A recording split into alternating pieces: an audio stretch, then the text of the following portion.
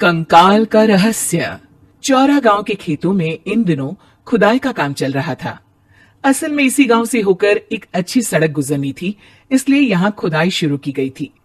अचानक एक दिन खुदाई करने वाली मशीन से कुछ टकराता है। बाद में जब खोजबीन की जाती है तो वहां से 2 कंकाल मिलते हैं। पुलिस गांव के लोगों से पूछताछ शुरू करती है। आप लोगों को क्या लगता है ये किसके कंकाल हो सकते हैं? अरे साहब, हमें क्या पता ये किसके कंकाल हैं? आप ही लोग पता लगाइए, हम लोग तो बहुत ज्यादा डरे हुए हैं।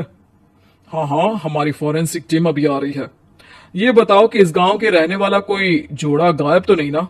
क्योंकि शुरुआती जांच में तो ये बात सामने आ रही है कि एक कंकाल किसी पुरुष का है तो एक किसी महिला का। साहब, हमें तो बहुत डर लग रहा है। ऐसे कंकाल मिलने का मतलब गांव के आसपास ही किसी की हत्या हुई है या फिर किसी को जलाकर मार डाला गया है। हाँ साहब, हम अपने परिवार को लेकर बहुत ही ज्यादा परेशान हैं।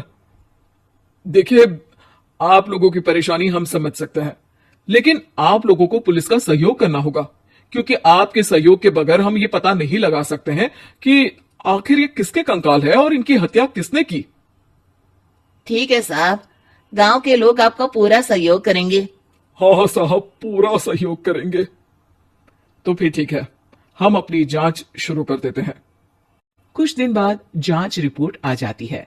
पता चलता है कि ये कंकाल करीब 20 साल पुराने हैं, यानी 20 साल पहले किसी जोड़े की हत्या कर शव को यहाँ पर दबा दिया गया था। इंस्पेक्टर राघव, ये बताओ कि 20 साल पहले की मर्डर मिस्ट्री क्या अब सुलझ सकती है? हाँ सर, क्यों नहीं। लेकिन अब सबूत और गवाह काफी मिट गए होंगे। मुश्किल तो होगी, लेकिन शायद किसी परिवार को इंसाफ मिल सके। इंस्पेक्टर राघव, आप बिल्कुल सही कह रहे हैं। किसी परिवार को तो इंसाफ मिलेगा ही और किसी को उसके किए की सजा भी मिलेगी। जी सर, मैंने तो जांच शुरू भी कर दी है। 20 साल पहले इस गांव के 2 जोड़े अचानक कहीं गायब हो गए थे। मैंने दोनों ही परिवारों के बाकी के सदस्यों से बातचीत शुरू की तो उन्होंने बताया कि उनके बच्चे शहर गए थे, लेकिन आज तक वापस नहीं लौटे हैं। लेकिन ये दोनों शव किस परिवार के सदस्यों के हैं, ये कैसे पता चल सकेगा? सर, मैंने डीएनए टेस्ट करवा लिया है। आज शाम तक इसकी रिपोर्ट भी आ जाएगी। अच्छा, ठीक है। उसी शाम को सर, डीएनए रिपोर्ट के मुताबिक ये दोनों ही लाशें चौरा गांव के रहने वाले प्रधान सुल्तान सिंह के बेटे और बहू की है। लेकिन इनकी हत्याएं किसने की है, ये कैसे पता लगेगा? इसी का तो पता लगाने की कोशिश में जुटा हूं सर। आज सुल्तान सिंह से मिलने भी जा रहा हूं। मेरा बेटा और बहू तो मेरे लिए सिर्फ यादों में ही रह गए थे। हमें उनकी लाशें तक नहीं मिल सकी थी।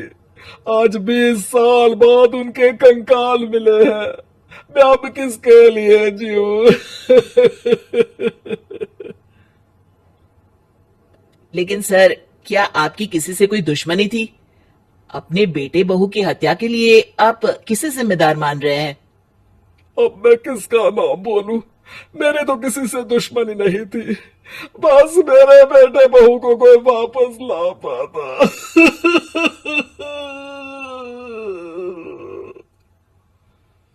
इसके बाद सुल्तान सिंह फूट फूट कर रोना शुरू कर देते हैं।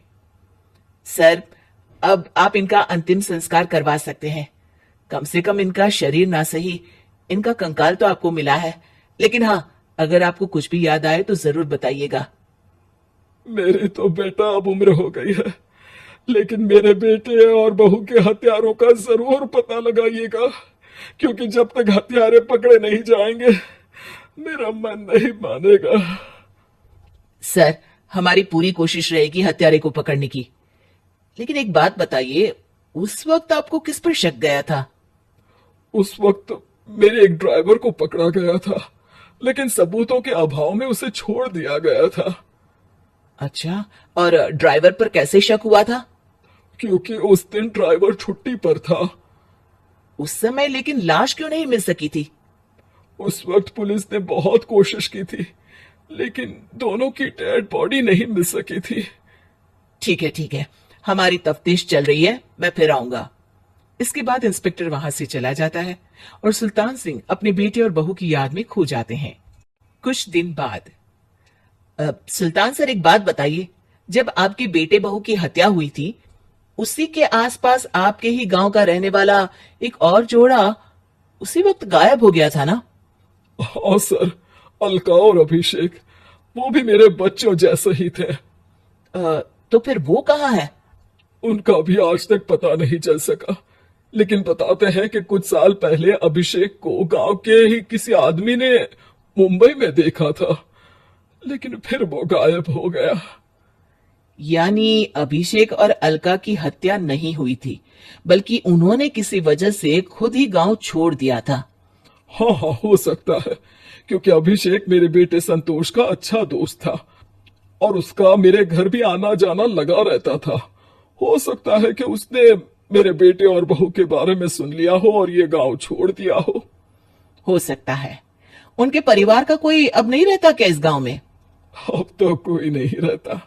एक चाचा थे, लेकिन उन्होंने भी अपना पुश्तैनी मकान बेच दिया है। वो भी अब कहीं शहर में ही बस गए हैं। ओह, अभिषेक और अलका के बारे में भी पता लगाना होगा। हो सकता है कि वही इस हत्या के बारे में कुछ बता सके। हो तो सकता है, लेकिन वो बेचारे तो खुद ही वक्त के मारे थे, वो क्या बताएंगे। फिर भी सर, जब केस दोबारा खुला है तो जांच तो करनी ही पड़ेगी, और इस बार तो लाशें भी बरामद हुई है। कुछ दिन तक लगातार तफ्तीश चलती रही। एक दिन थाने से सुल्तान सिंह को फोन आता है। हाँ, कौन बोल रहा है?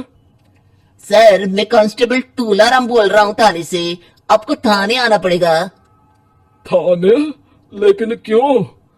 सर, किसी की पहचान करवानी है।